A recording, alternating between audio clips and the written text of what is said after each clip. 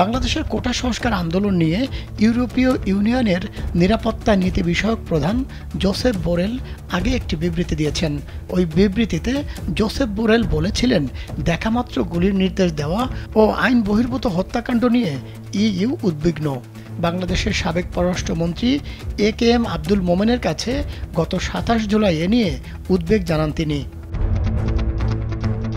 এবার বাংলাদেশের সঙ্গে একটি নতুন অংশীদারিত্ব ও সহযোগিতা বিষয়ক চুক্তির আলোচনা স্থগিত করল ইউরোপীয় ইউনিয়ন।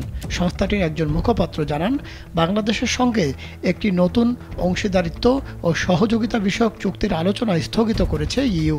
আগামী সেপ্টেম্বরে এই আলোচনা শুরুর কথা ছিল, তবে বাংলাদেশের চলমান পরিস্থিতির আলোকে আলোচনা স্থগিত করা হয়েছে বলে ইইউর ওই মুখপাত্র জানান। আলোচনার নতুন তারিখ এখনও নির্ধারণ হয়নি।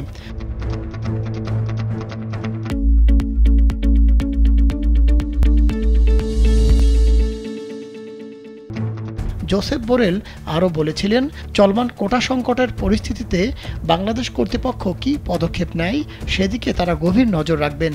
তিনি আশা করছেন, বাংলাদেশ সব ধরনের মানবাধিকারের প্রতি পূর্ণ সম্মান জানাবে।